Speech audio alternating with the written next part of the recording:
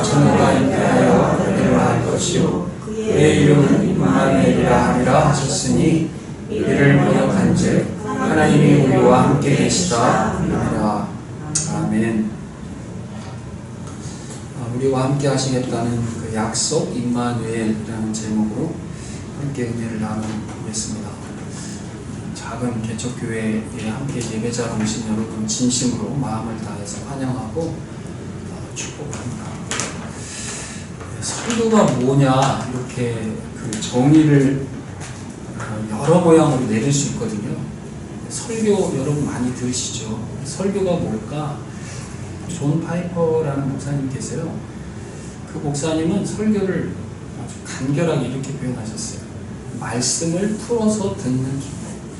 말씀을 풀어서 그 안에 담긴 하나님의 그 은혜와 뜻을 살피는 또 그때 우리에게 주어지는 기쁨, 이렇게 표현을 했거든요. 저는 그게 참 마음에 닿더라고요. 그래서 오늘 지난주부터 12월 한 달 동안 예수님께서 이 땅에 오신 이유를 조금 더 집중해서 보려고 하는데요. 오늘 말씀은 여러분들도 이미 다 잘 알고 있는 말씀인데 한번 이 가운데 하나님께서 우리에게 어떤 은혜를 주셨는지, 그리고 또 우리 은혜의 열매 교회 안에 하나님께서 어떤 은혜를 더 주시는지 함께 나누고 또 기도 제목도 잡으시고 그런 시간이 되시면 좋겠어요. 때가 됐죠. 때가 되셨어요. 하나님께서 생각하신 때가 된 거죠. 때는 누가 정합니까? 하나님이 정하는 거예요. 우리가 살아가면서도 때의 문제를 많이 고민하죠. 근데 때는 하나님이 정하시더라고요. 그 때가 되셨어요. 때가 되었을 때 하나님께서 어떤 때가 된 거죠? 성자 예수 그리스도를 이 땅에 보내실 때가 된 거죠. 하나님께서는 갈릴리라고 하는 지역이 있어요. 우리로 치면 경기도 같은 넓은 지역을 갈릴리라고 해요. 작은 도시가 아니고 이제 한 도 정도 되는 크기가 갈릴리라고 하는 지역이 있는데 그 가운데에 나사렛이라고 하는 아주 작은 마을이 있는 거죠. 지금 지도에 보시면 갈릴리 바다의 좌측에 갈릴리라고 하는 그 지역이 있죠. 그 가운데 나사렛이라고 하는 마을이 있는데 이 마을은 정말 너무 작아서 아주 하찮게 여겨지는, 우리도 보면 큰 도시 출신이다 이러면 괜히 어깨에 힘 줄 수 있고 이러는 건데 아주 작은 마을에 어떤 일이 지금 생긴 거죠. 하나님께서는 그 아주 작은 마을에 있는 한 여인, 믿음이 아주 견고한 마리아라고 하는 사람을 통해서 예수 그리스도를 이 땅에 보내시려고 그렇게 결정을 하신 것 같아요. 그래서 하나님께서 가브리엘이라는 천사를 보냅니다. 이 가브리엘이라고 하는 천사는 소식을 전해주는 천사장이에요. 이 가브리엘 천사장이 마리아에게 와서 소식을 전하죠. 누가복음 1장 26절부터 28절인데 여섯째 달에 천사 가브리엘이 하나님의 보내심을 받아 갈릴리 나사렛이란 동네에 가서 다윗의 자손 요셉이라는 사람과 약혼한 처녀에게 이르되 그 처녀의 이름은 마리아라. 그에게 들어가 이르되 은혜를 받은 자여 평안할지어다. 주께서 너와 함께 하시도다 하니 깜짝 놀랐죠. 그리고 마리아에게 아들을 낳을 것이다 라고 가르쳐줘요. 그런데 그 아들이 보통 아들이 아니고 지극히 높으신 이의 아들이라 이렇게 알려줍니다. 유대인들 여러분 잘 아시죠? 10계명의 네 번째 계명에 내 하나님의 이름을 망명되이 일컫지 말라 이렇게 하거든요. 그래서 여호와 하나님이라고 하는 단어를 직접적으로 사용하지 않았어요. 여호와라고 하는 말씀 표현도 사실은 자음으로 되어 있는 것인데 하나님을 일컫도록 자기들끼리 만든 단어거든요. 자, 어쨌든 지극히 높으신 이라는 뜻은 하나님을 의미해요. 하나님의 아들이 네가 잉태해서 하나님의 아들을 낳을 거야. 이렇게 알려주는 거죠. 그리고 그 이름을 예수라 하라. 이렇게 알려줍니다. 이름까지 지어줬어요. 지금 마리아는 처녀예요. 자기는 남자와 동침한 적이 없어요. 그런데 아이를 낳을 거라는 거죠. 그런데 이 예수라고 하는 이름을 이 무슨 뜻인지 우리가 앞서 읽었던 본문에 나와 있죠. 같이 읽어볼까요? 시작. 아들을 낳으리니 이름을 예수라 하라. 이는 그가 자기 백성을 그들의 죄에서 구원할 자이심이라 하니라. 이제 구원이라고 하는 단어가 이제 여기서 나온 거예요. 누구를? 자기 백성을. 자기 백성이 아닌 자를 구원하는 게 아니에요. 자기 백성을 구원하는 거예요. 자기 백성을 구원하는데 여기 유대인들은 특히 이 마태복음이라고 하는 것은 독자가 누구냐면 그 책을 받아 읽는 대상이 누구냐면 유대인들을 대상으로 했어요. 그래서 유대인들을 대상으로 하기 때문에 이 사람들은 무엇을 많이 아냐면 구약 성경을 잘 알아요. 그러니까 구약 성경에 있는 것을 가지고 연결을 시켜서 설명할 때 가장 이해가 빨라요. 그 예수라고 하는 이름이 여러분 구약 성경에 이스라엘 백성들을 이집트에서 구해내서 모세를 지도자로 삼아서 구원해내죠. 나오죠. 그게 구원이잖아요. 그리고 그 구원 끌어낸 이스라엘 백성들을 마지막 요단강을 건너서 지금의 팔레스타인 땅, 그 요단강 건너서 이스라엘 그 지역으로 마지막 두 번째 지도자로 데리고 간 사람이 누구예요? 여호수아예요. 여호수아. 그 여호수아의 이름은 구약인데 신약에서의 이름이 예수예요. 똑같은 이름이에요. 여호수아는 무슨 뜻이냐면 여호와께서 구원하신다라는 뜻이에요. 그러니까 예수라는 이름 자체가 자기 백성을 구원해내는데 어디에서 구원해내느냐? 구약 시대 때는 이집트에서 노예 생활하는 곳에서 압제에서 그 정말 힘든 곳에서 구원해내는 것을 지금 시대의 우리에게는 죄로부터 우리를 구원해 주신다는 거죠. 죄가 있는 가운데서는 우리는 하나님께 어떤 은혜도 사실은 받기가 어려워요. 그래서 우리를 죄 가운데서 우리를 구원해 주시는 그 이름으로 우리에게 오신 거예요. 그래서 사실은 예수라고 하는 분이 나는 필요 없어 라고 할 수 있는 사람은 사실은 아무도 없어요. 우리가 이 영적인 그 하나님의 영적인 원리를 우리가 알면 알수록 우리에게 정말 필요한 것은 돈도 아니고요, 사랑도 아니고요, 예수님이에요. 예수님이 가장 우리에게 필요한 존재세요. 왜냐하면 예수님께서 우리를 그 죄에서, 흑암의 세력에서 우리를 구원해 내셨고 우리를 은혜의 영역 가운데 우리를 옮겨주셨고 우리에게 일상의 은혜로 나중에는 우리가 정말 영원한 생명으로 우리를 인도해 주실 분이 예수님이시기 때문에 그렇습니다. 우리가 뭐 자격이 있어서일까요? 전혀 아닙니다. 하나님의 사랑에 힘입어서 우리가 앞에 예배로의 부름에서 그 시편 5편 7절 말씀 읽었잖아요. 하나님의 사랑에 힘입어서 우리가 성전에 예배할 수 있는 예배자로 우리가 부르심을 받는 거거든요.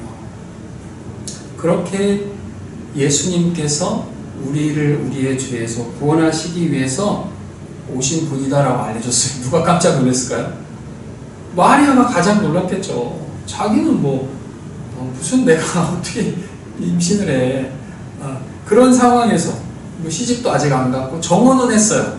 그 당시에 정혼이라고 하는 것은 우리가 지금 요즘은 그런 게 많이 있지 않은 것 같은데 약혼이라고 하는 것보다 조금 더 강한 의미예요. 정말 결혼하기로 이제 정했지만 아직 혼인 예식하지 않은 그 상태에서 정혼한 그런 상태인데 도저히 이해할 수 없죠. 그런데 네가 어떻게 해서 생명을 잉태할 것인가 라고 하는 것을 정말 듣도 보지도 못했던 표현으로 알려주는 거예요. 같이 읽어볼까요? 성령이 내게 임하시고 지극히 높으신 이의 능력이 너를 덮으시리니 이러므로 나실 바 거룩한 이는 하나님의 아들이라 일컬어지리라. 아멘. 생명은 누가 줍니까? 하나님이 주시잖아요. 생명은 하나님이 주세요. 하나님이 주시는데 이번에는 좀 방식 자체가 특별한 방식으로 생명을 주시겠다라고 알려주시는 거예요.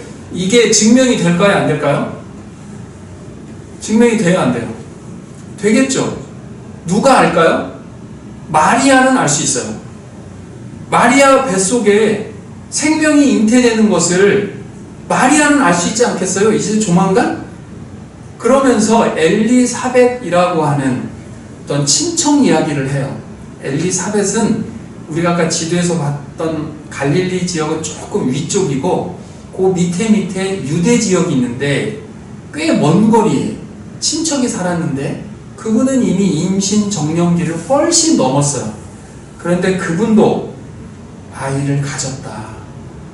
그래서 마리아가 그 소식을 천사 가브리엘이 알려주니까 뭐라고 표현을 하냐면, 한번 읽어볼게요. 대저 하나님의 모든 말씀은 능하지 못하심이 없느니라. 마리아가 이르되 주의 여종이오니 말씀대로 내게 이루어지이다 하매 천사가 떠나가니라.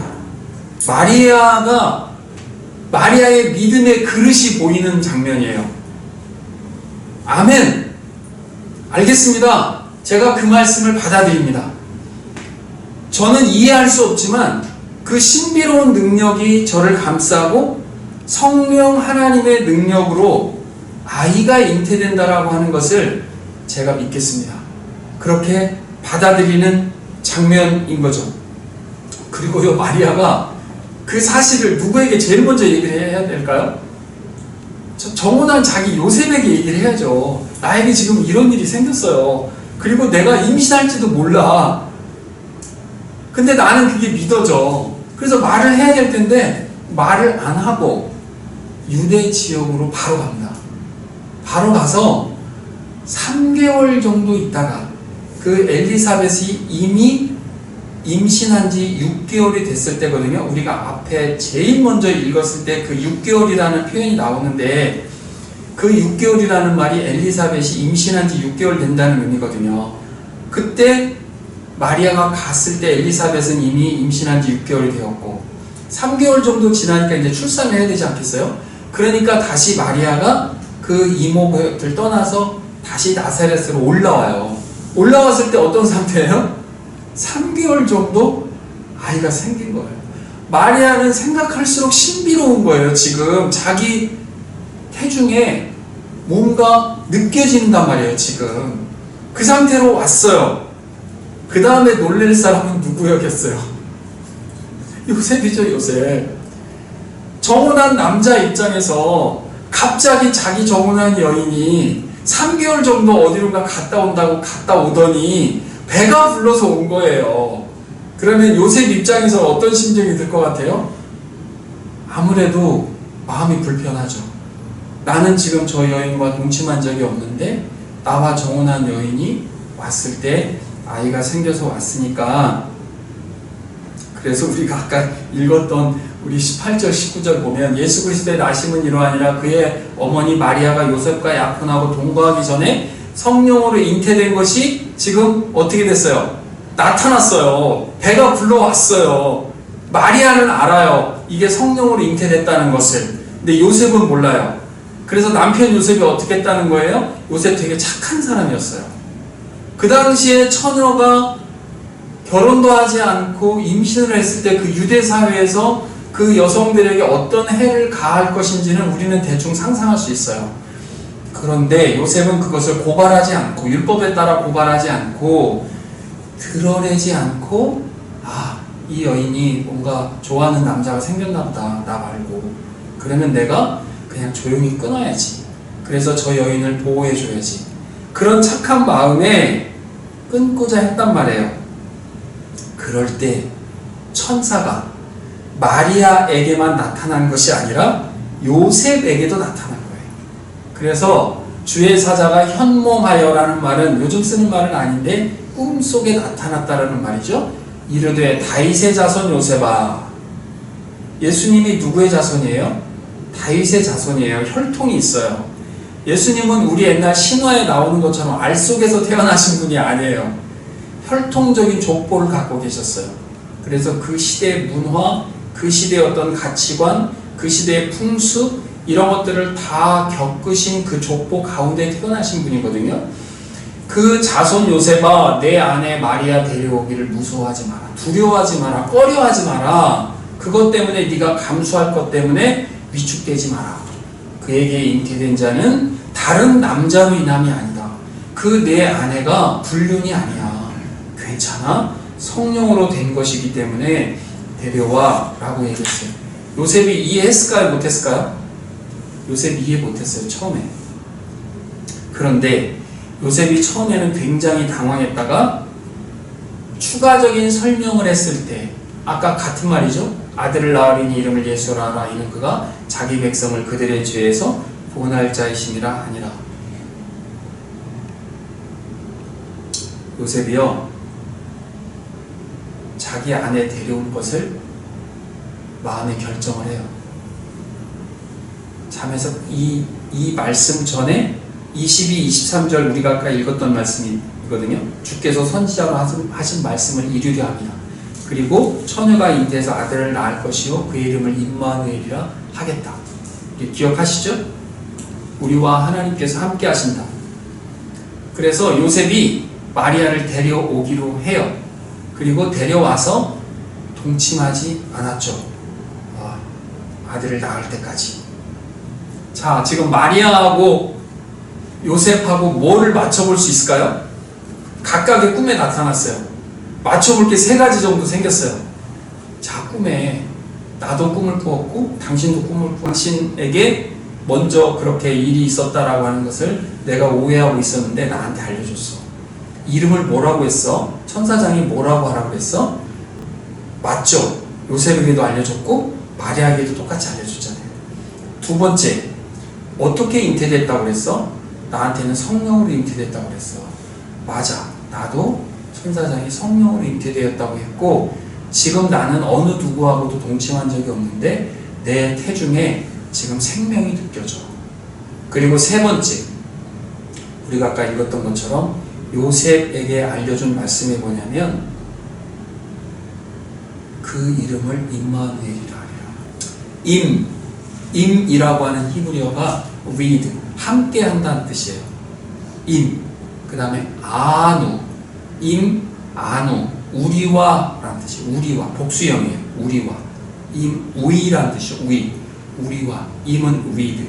엘이라고 하는 뜻은 하나님이라는 뜻이에요. 히브리어에서 엘, 여러 가지 하나님의 이름이 있지만 그 중에 엘을 하나님으로 썼어요. 그래서 임마누엘이라고 하는 뜻은 하나님이 우리와 함께 하신다라고 하는 그런 뜻이죠. 그래서 그것은 아까 우리 읽었던 것처럼 번역을 해주는 거예요. 23절 같이 한번 읽어볼까요?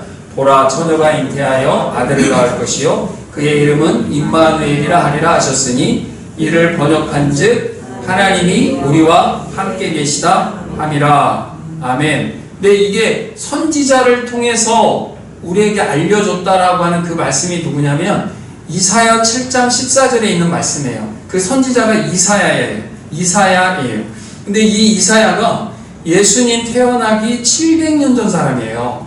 그러니까 700년 전에 저렇게 우리에게 말씀을 주셨죠. 처녀가 잉태할 건데 처녀가 어떻게 잉태해요? 근데 처녀가 잉태를 한다. 남자 없이 아들을 낳을 것이고 그 이름을 임마누엘이라 하리라 라고 하는 이 말씀을 천사장이 700년 후인 요셉에게 그래서 그렇게 얘기를 해준 거예요. 요셉은 깜짝 놀랐고 하나님이 우리와 함께 한다라고 하는 이 사실을 요셉은 받아들인 거죠. 여러분, 여기서 한 가지 우리가 신앙적인 개념을 말씀을 잠깐 생각해 볼 필요가 있어요. 하나님이 우리와 함께 한다라고 하는 것이 가능할까요? 하나님이 우리와 함께 한다라고 하는 이 디자인은요, 하나님만 하실 수 있어요. 우린 피조물이잖아요. 하나님이 우리와 함께 한다? 그래서 과거에는 어떤 형태로 함께 했냐면 성전의 형태로 함께 했어요. 성전 안에, 성막 안에 예수, 하나님께서 그 영으로, 영광으로 구름 가운데 함께 하시면서 우와, 하나님이 우리와 함께 하시는구나 라고 하는 것을 알았죠. 그 이후에 하나님께서 우리와 함께 하신다라고 하는 개념이 더 발전합니다. 그 구원 계시가 발전하는 거죠. 우리가 잘 아는 것처럼 하나님이 우리와 함께하는 그 개념은 이제 뒤에서 보겠지만 성령으로 우리와 함께하는 거잖아요. 그 함께하심의 중간에 과정이 좀 필요해요. 여러분, 이방 신상들을 이렇게 그 사람들 표현대로 한다면 이렇게 모신다고 할까요? 그렇게 표현해 놓은 것들을 보면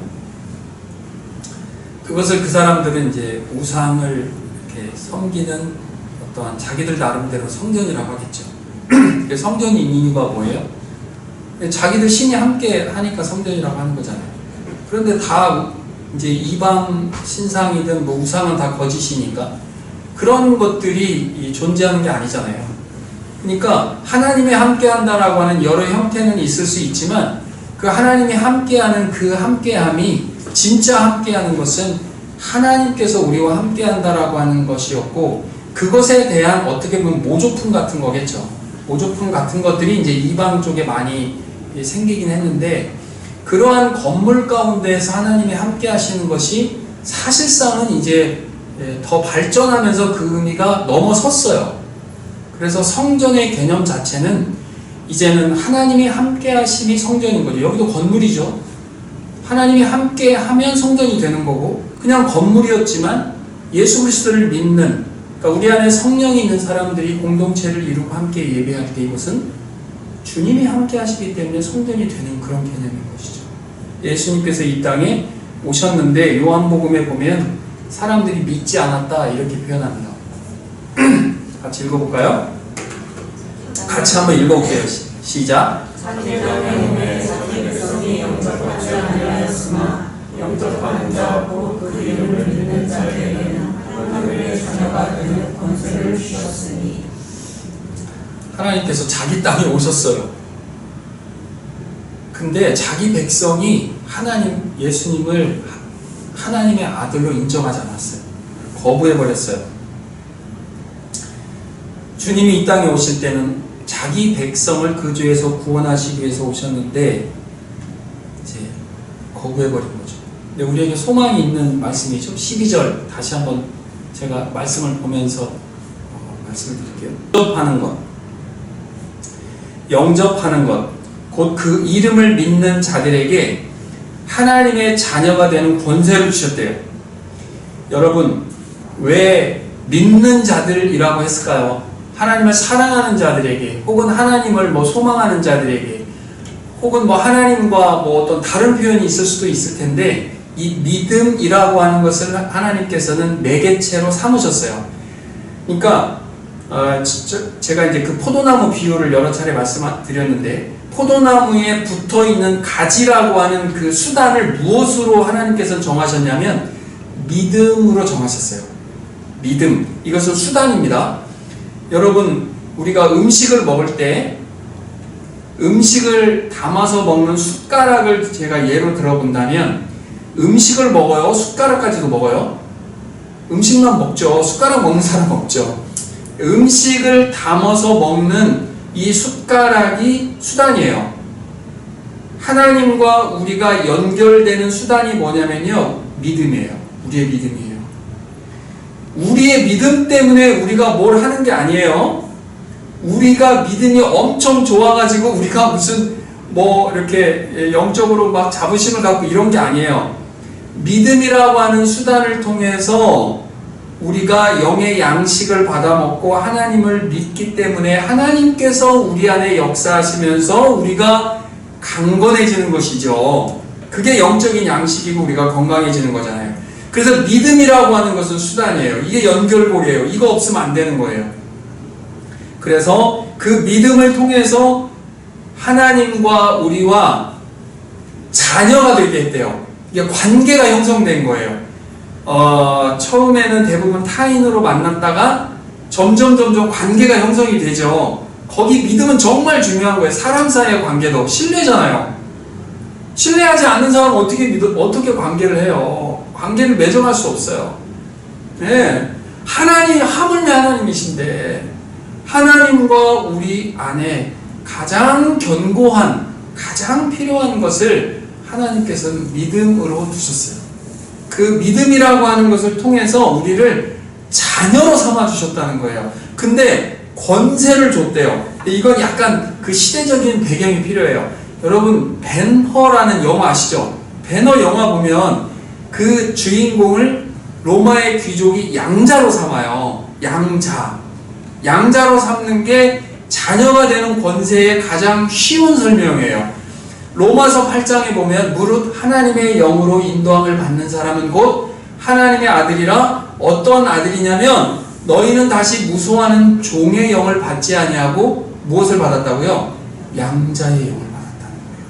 그러니까 하나님의 자녀로 이제 친아들이 아니지만 양자로 받아들이는 거예요. 그래서 우리가 아빠, 아버지라고 부를 수 있어요. 자신 있게. 어떤 어린 아이가 어떤 집에 입양이 됐어요. 그래서 명절이 돼서 어떤 그 할아버지 집에 갔더니 할아버지 집에 친척들이 다 모여온 거예요.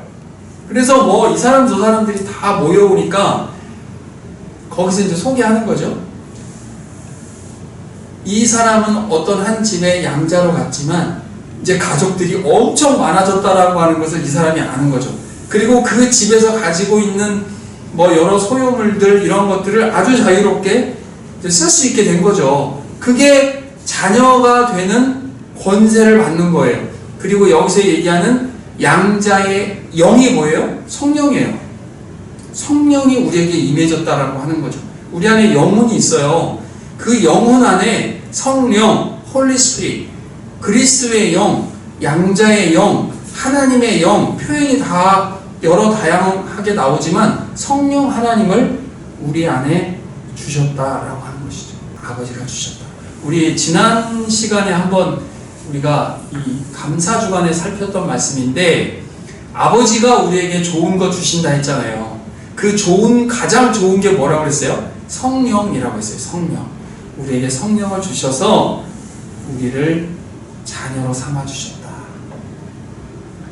우리는 그냥 예수님만 믿기로 했는데 교회 공동체 가니까 예수님을 아버지라고 부르는 영적인 가족들이 그 가운데 계시는 거죠. 그래서 예수님께서 이렇게 설명해 주셨어요. 누가 내 가족이냐? 누가 내 아버지고 누가 내 형제고 내 자매고 내 어머니냐? 이게 누가 가족이냐? 그걸 얘기한 거죠. 하나님의 뜻대로 행하는 자.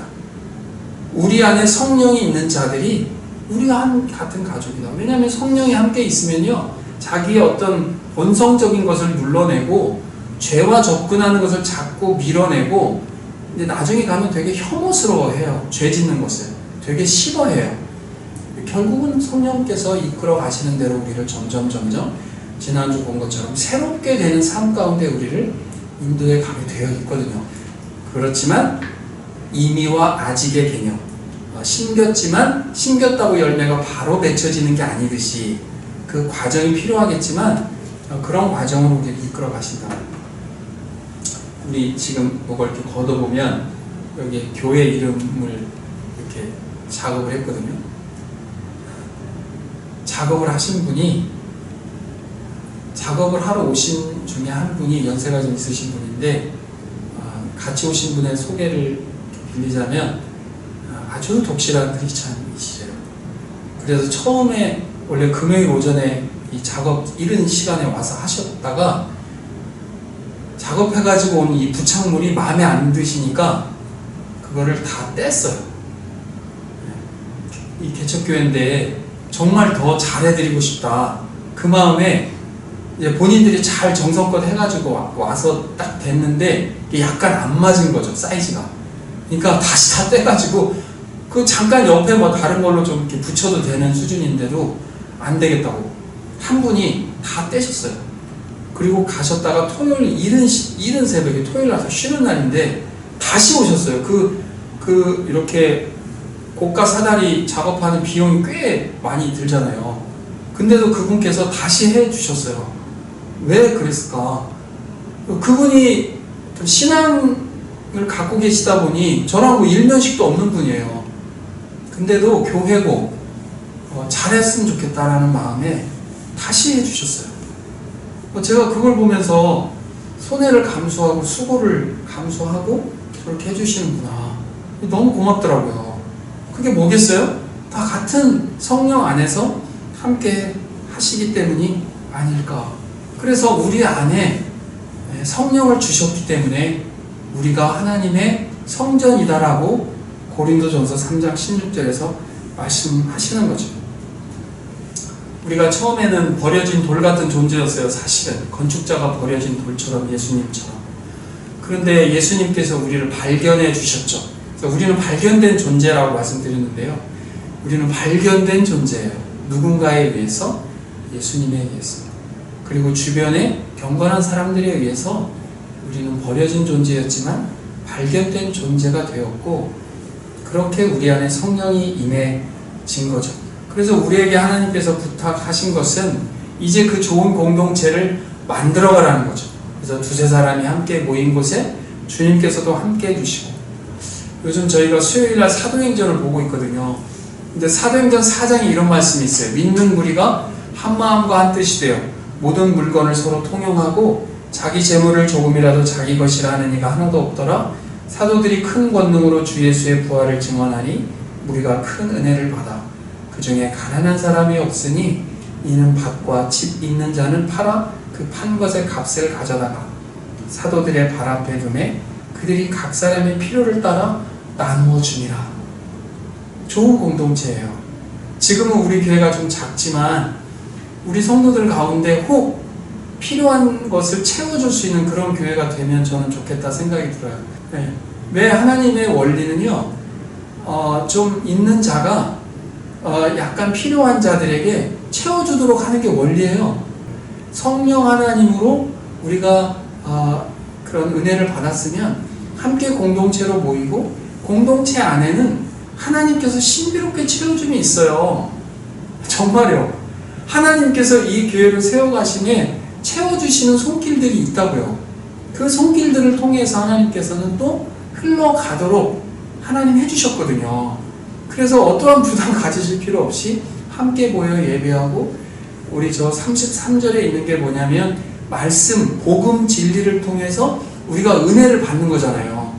그러니까 교회라고 하는 것은 그렇게 복음, 진리를 통해서 우리의 믿음이 더욱 견고해지고, 왜냐하면 믿음은 들음에서 나니까 들음을 통해서 우리에게 믿음이 생기고, 또 하늘 소망을 가지고 우리는 자기의 것을 자기 것이라고 주장하지 않고 함께 나누고, 그래서 그 사랑 가운데 우리가 이렇게 성장해 가는 것.